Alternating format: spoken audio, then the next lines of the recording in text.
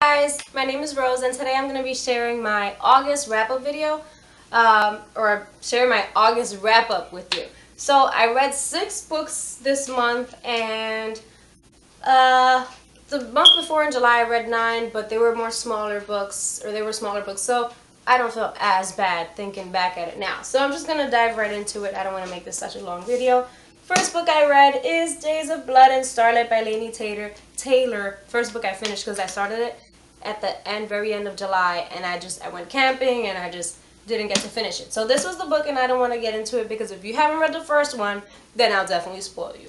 Awesome, amazing. I love Akiva and Karu, and you have to read the book, or the series for that matter. Next, I wanted something a little lighter, so I went with a middle grade, super bright and colorful kid-looking book, House of Robots by James Patterson and Chris Grabenstein.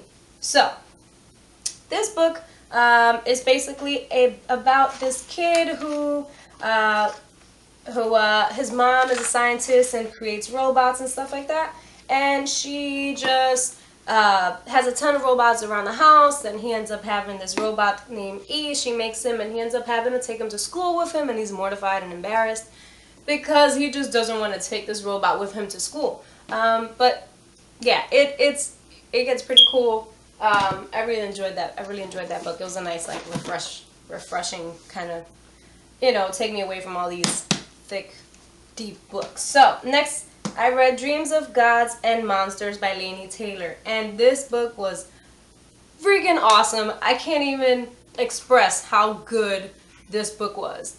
It was awesome. If you haven't read Daughter of Smoke and Bone trilogy, go ahead and do that. You have to. It's that good. Next, I read the second book in the Percy Jackson and the Olympians series, and that is The Sea of Monsters by Riordan, right?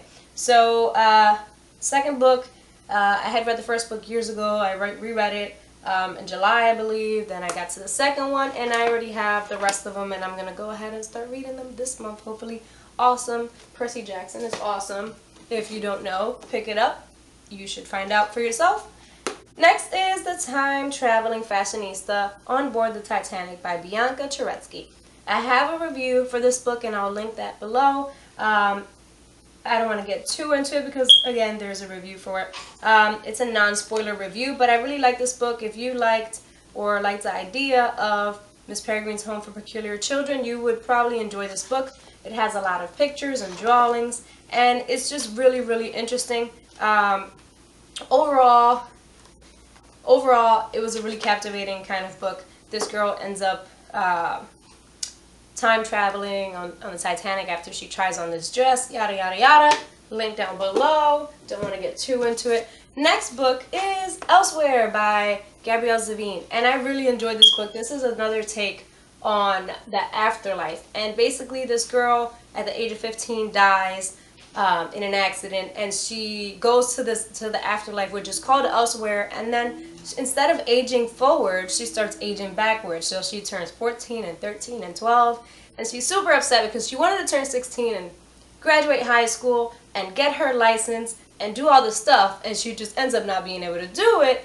I mean, obviously, because she passes away, but yeah, so she ages backwards, and then the way it works is at 7 days old, you're supposed to be reborn, sent back to Earth, reborn as a different person. It's way deeper than that, but that's what the book is about. So that's pretty much that. And then I started reading Clockwork Angel at the end of last month, went camping again. Never finished it last month, so I'm still working on it. I got like 100 pages left, so it'll be in my next month's wrap up. So thank you guys so much for watching. Let me know what you guys think down below of any of these books, if you read it and whatnot. And don't forget to subscribe. I'll talk to you guys soon. Bye!